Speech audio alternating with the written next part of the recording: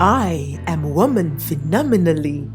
Phenomenal woman? That's me, Maya Angelou. Welcome to this segment of the Afrocentrist podcast, The Woman, Her Story, and Her Impact, where I get to speak to women from across the globe, sharing their stories and how they are impacting their world. Coming to you every Wednesday, 4 p.m. GST. Of course, with your favorite show host, the energetic EJ. So make it a date with me every Wednesday. The Afrocentrist Podcast, proudly African. Hello, guys, and welcome to yet another episode on the Afrocentrist Podcast. And on this segment, The Woman, Her Story, Her Impact, where I get to speak to women from across the world, sharing their stories and how they are impacting their world. And it is always, always a pleasure to speak with a new woman from another part of the world, right? And even before this particular session came up, I got into conversation with my guest today, and she gave me a new perspective. And right now, I'm feeling like, who am so powerful as a woman, and especially as a Black woman.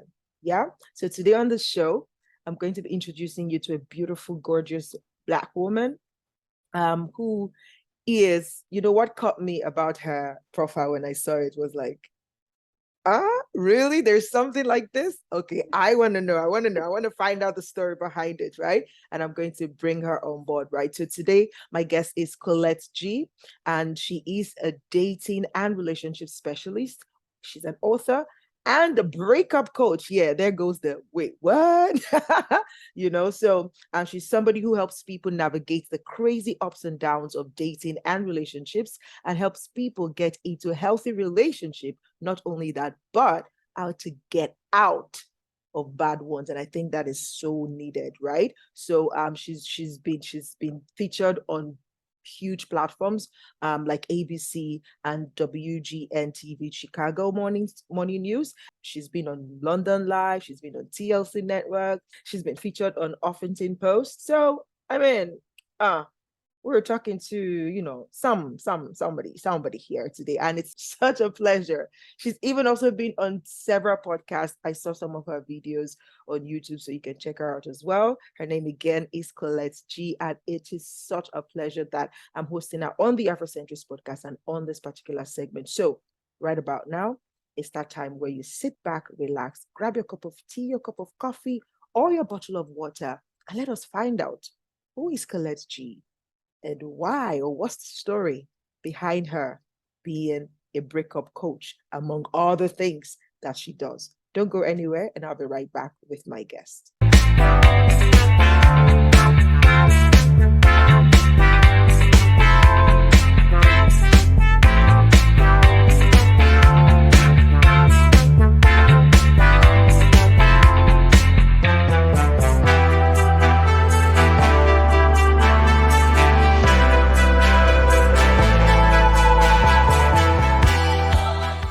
Hello, Collette Gee. What's up, sis? Hello. I love that intro, and I'm so glad to be here. I've been listening to you, your voice, your stories. Ah, I love it. I love your podcast. I love your vibe. It's beautiful. Amazing. Thank you so Thank much. you for having me. Thank you for being here. It's such a pleasure to host you on the podcast. And I am just curious, see, I'm here for the story, right? So I am here for the story. So normally, where we start, I just kind of ask trivia question, but I feel like your story is more interesting. It's going to be more interesting than any trivia question I can ask you right now. So let's just dive into it, right? So tell me, first of all, who is Collette Gee from your own mouth? How would you describe you? Ooh, I would just say that I'm, a woman who overcame a lot of obstacles and a story. What we were talking about prior to beginning the show. I had a story. I was living under my story. I got sick of that story. I stayed on my story. I decided to use my story and elevate my voice and share that story with others to lift them and empower them from a space of love. And I do that through relationships. I'm a mom, I'm a grandmom, I'm a glam mom, my kids say. And I have five grandsons. The oldest one is going to be 13. The youngest one is going to be, or he is two, actually, he'll be three. And yeah, it's great. I'm married. I've been married more times than I care to mention on your show. But you can read about it in the book. And, my story is just all about, how do I spread love, beginning and ending with myself. Wow, did you just say you are a glamour? Woo, man. Awesome stuff. I love it. Black don't crack. Did you hear that from me? I said black don't crack. Woo! Wow. Awesome. Awesome. Awesome. Okay. Now let us get into the story. And I need you to be be comfortable, but as deep as you can be. Like what led you to this point where, like you mentioned, you said you've even gotten married more times than you want to say on the show. So that tells me a lot of story, a lot of back end stories there. And you're a grandma, right? So there is a lot of stories here. Can we start to unpack it? What is your story? Yeah, so I got married very young because I became a young mother. And like any mom, new mom, I wanted to make it a complete family. So I got married very young, had a child very young, and I went through a very, very violent relationship with my first spouse. And to the degree where I was literally running homeless on the street with my kids, living in and out of homeless shelters, running from this man who was determined to end my life and made many attempts to do that. And it wasn't like I ever grew up seeing what a loving, healthy relationship looked like. My parents were divorced very young, so I didn't get to see love there. And my grandmother was the one that raised me, and I saw love from her. I saw love with her and her life partner, but it wasn't a conversation about what love is. I was a story about, well, I was abandoned, so I was an abandonment waiting to happen, and so somebody picked me up and said, hey, I'll rescue you. And because I was looking for love, so desperately looking for love and looking to be rescued, I wound up in this very horrible relationship. And so fast forward, it didn't end there. I escaped that relationship thinking, okay, I'm out of that, only to run into another relationship with a man who was a liar, a cheater, a deceiver, heartbreaker. And so there was the emotional and mental abuse. So I'm like, okay, what the heck is wrong with me? How did I wind up here? But still leaving that relationship because I'm still not falling in love and getting in touch with the real meaningful relationship with me yet. I get into another relationship with a man who was an addict. He wound up committing suicide. He died. And that relationship left me saying, okay, God, what is it about me? How am I winding up in all of these why am I making these choices?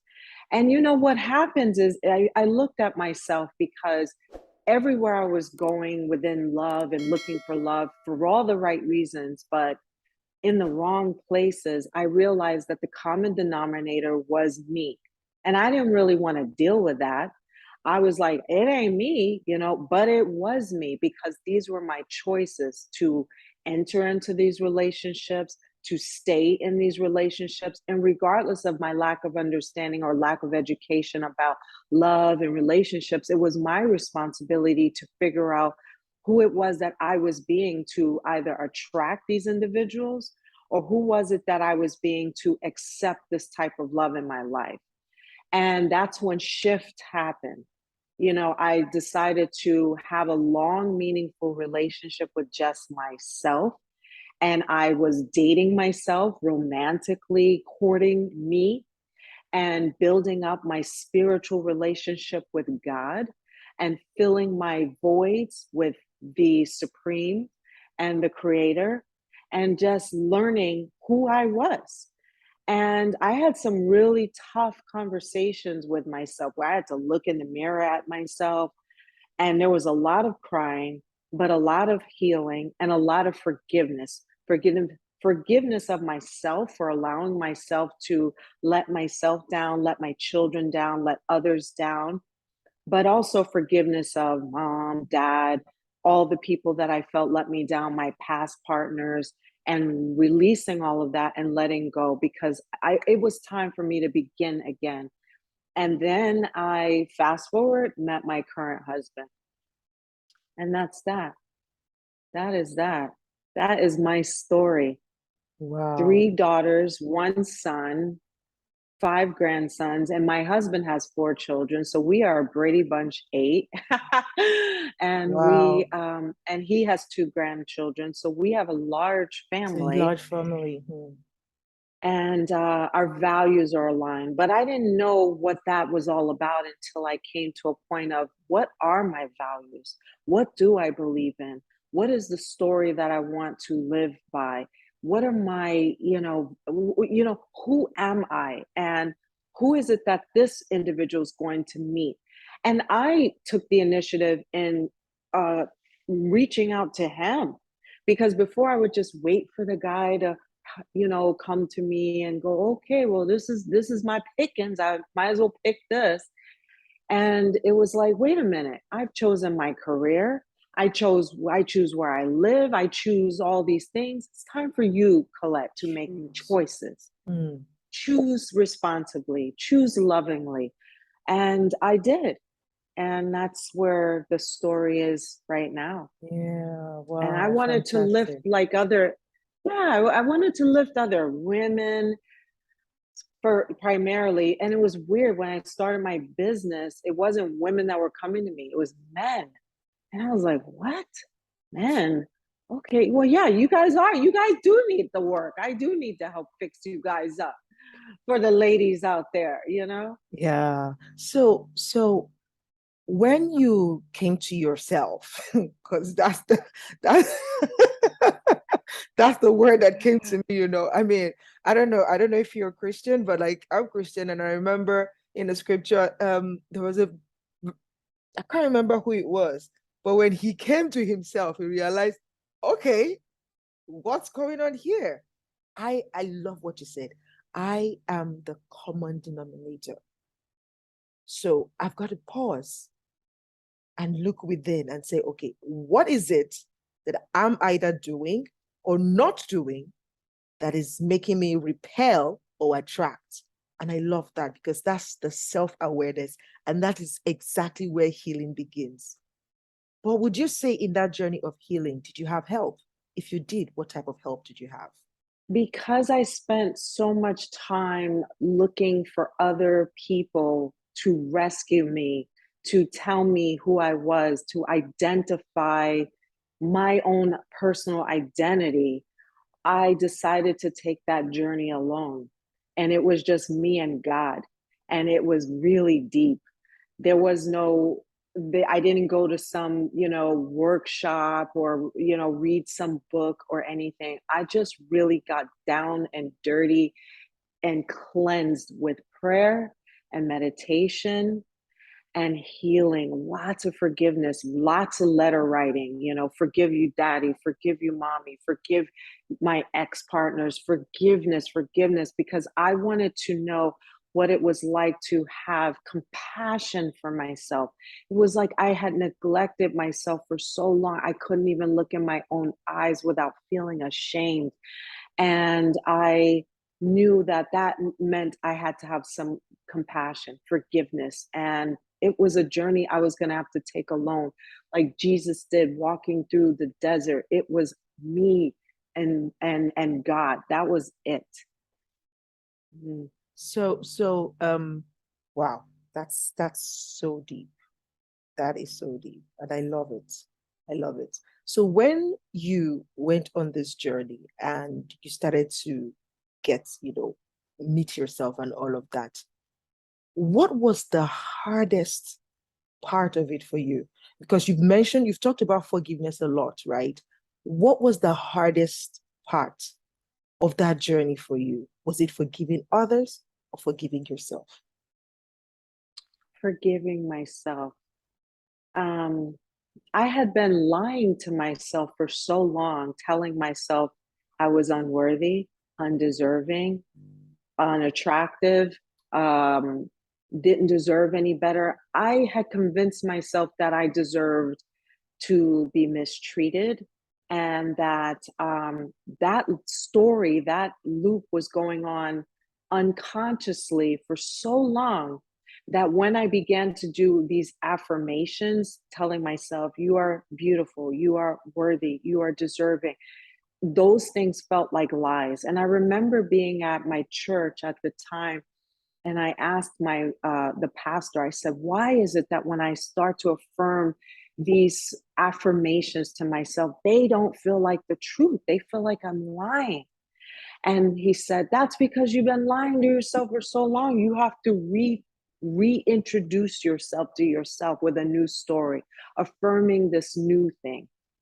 And that took a long time. I'm welling up now, crying, because I felt like for a long time I was lying to myself. So as I did these affirmations and was learning to forgive myself, I hugged myself because the weeping was deep. I was like holding me, like, Collette, you're good.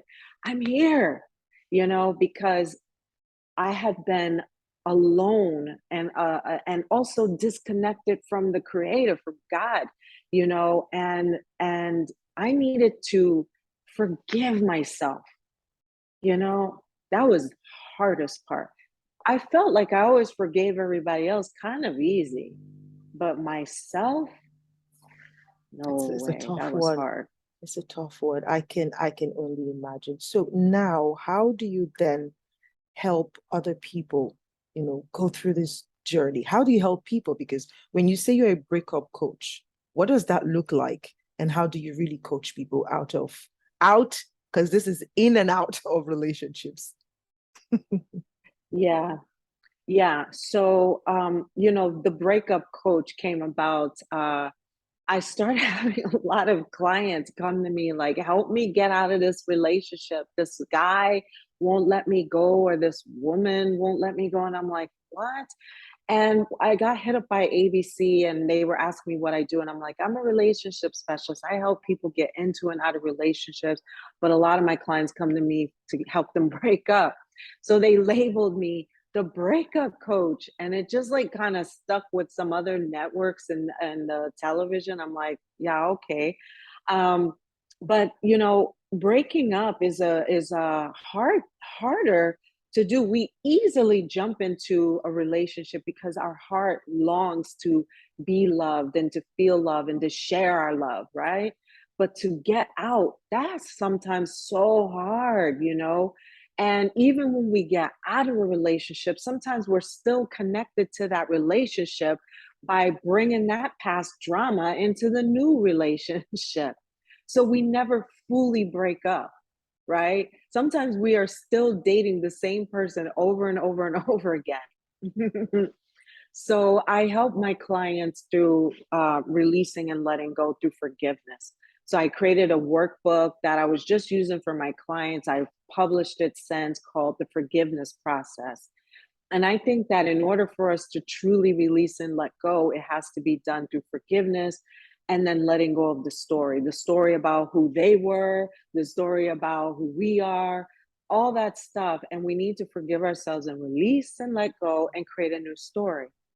And the breakup process of it is like death and dying for us. Some, you don't, how many of us, if like you lost your spouse or your partner, you don't run out there and quickly jump into a new No. relationship or new Mm, marriage. mm. But yet we do that when it comes to Right. relationships, like we're these serial monogamists, right? Or serial daters, and we just run from one relationship to To another. I sort another. of blame dating apps on that, like that make it so easy, like, oh, I'm going to get another one and another one and another one.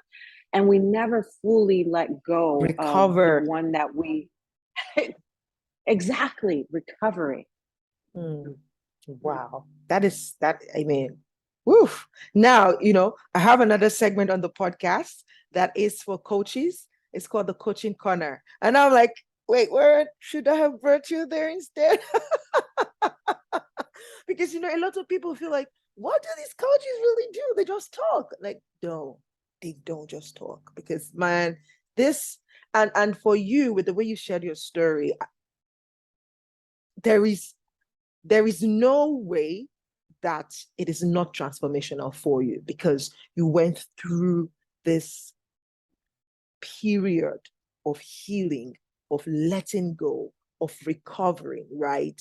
And when I asked if you had help, I was thinking, you say you worked with a therapist or that, but you're like, no, this was me, myself, and my God. Like, that is so, now I feel like this is a calling, and I'm so excited for you and what you do with your client. And I mean, all I can say at this point is I wish you all the very best.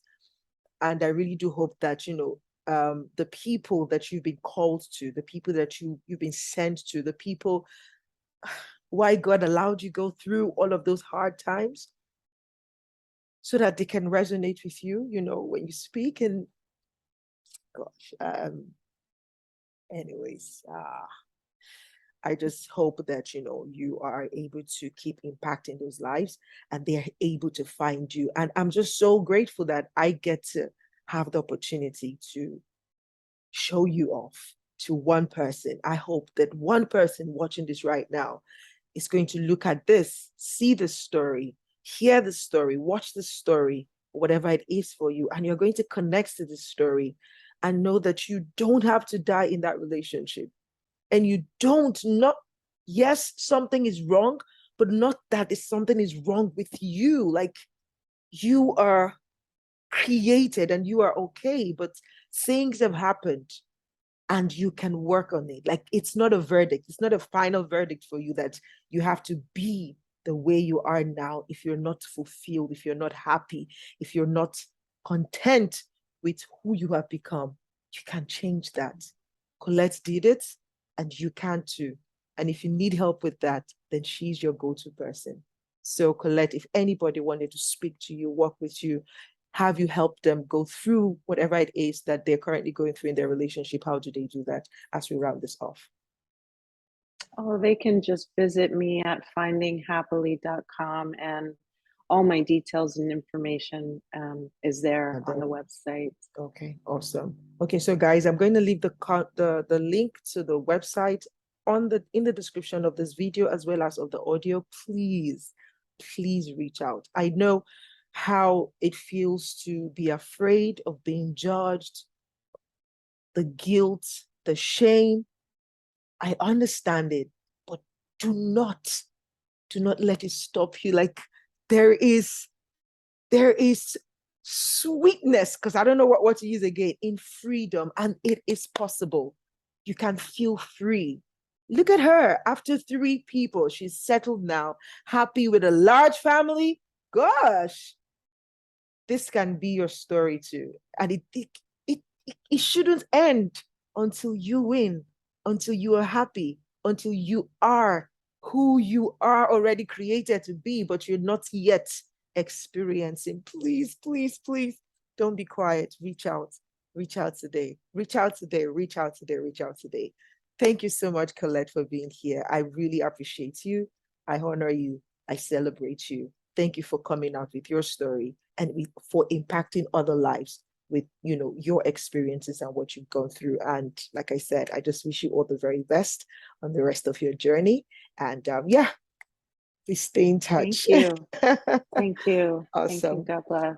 All right, guys. So this is it. This is where we draw the curtain on this episode today. I really do hope that you've learned 1 or 2 things. And if it really touched you, because I was touched, and I hope that somebody just one person. If you've listened to me well enough, you would know I'm a one-person person. So if you're that one person that this episode was for, please don't keep it to yourself. Reach out. You can reach out to me if you don't want to reach out directly, and I can do that connection for you. And yeah, if you want to talk as well, I'm here to listen. Okay. So you can always reach out to me, send me an email, reach out to me via social media. I mean, sometimes it really helps to talk as well. Till I come your way again with another woman sharing her story and how she is currently impacting our world. This is the energetic EJ, and this is the Afrocentrist podcast. And this segment is The Woman, Her Story, Her Impact. See you next week. Bye bye.